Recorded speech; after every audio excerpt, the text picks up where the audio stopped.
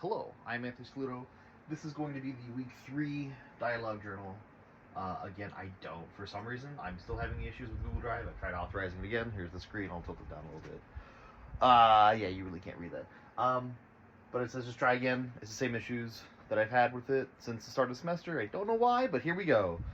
Um, the first example actually comes from the behaviorism reading. I'll pull that up. And on page 266, it starts with saying, Professor Y calls on you when you raise your hand. You have a better response to the teacher. It activates stimuli. You feel more encouraged and engaged.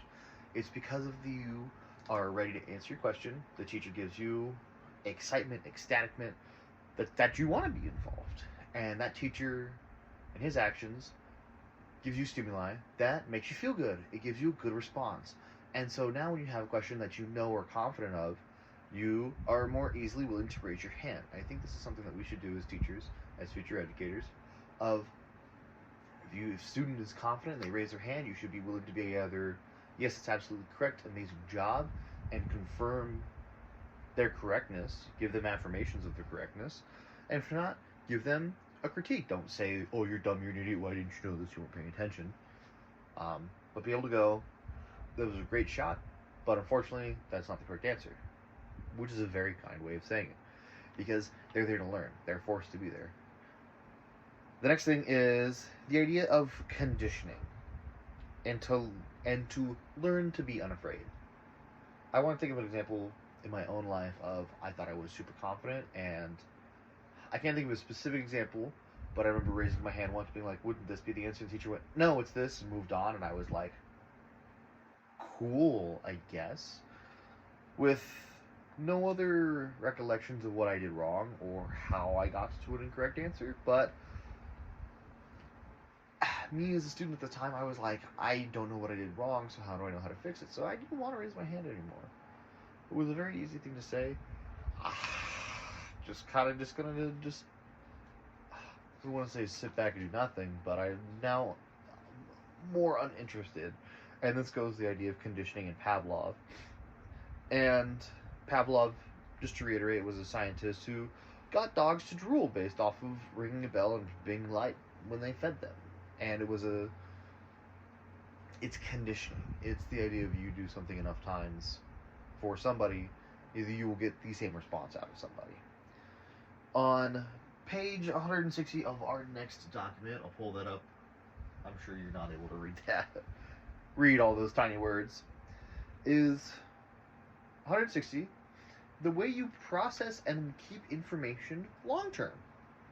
It starts with, I'll try to find the model real quick. Sensory attention. So I can't do two things at once. Here we go. Your sensory register, which gives attention to your central executive note, which is your working and short-term memory, and then you have an identification process, which often involves connecting new information to prior knowledge, which is your long-term memory.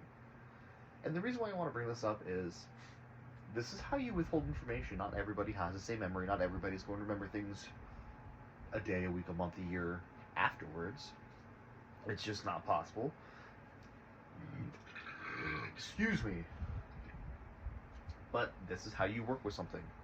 You give information, they register it if they're paying attention, and they keep it in the short term. You then can process these information, repetitiveness, for prior learnings, proper examples, other ways to keep it in the long term. Talking about it enough times, you'll get a long-term memory. And I think with this, as a student with these videos, should start talking about a topic for the long term. I think the example I'm just going to start use is, well, I don't know, I can't think of one about it. I'm looking at something from the other day. I think I'm just going to start talking about heavy metal bands, and specific heavy metal bands, and start throwing facts out.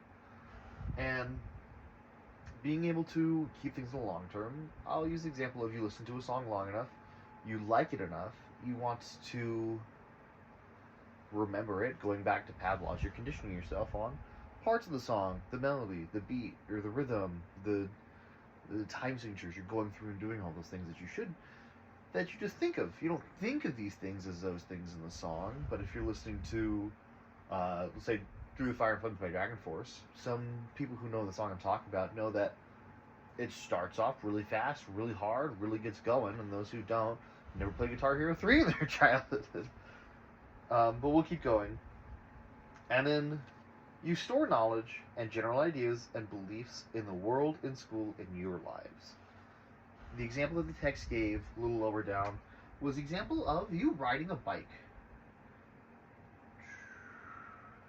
Yes, here we go. We are on page... Oh, there's no page number. 164. That you store the general ideas, the big overarching ideas. If I just took a class on the Civil War, am I going to remember every detail about that class? No, but I'm going to remember which states seceded, why they seceded. I'm going to remember Abraham Lincoln, James Buchanan. I'm going to remember Nicholas Brown.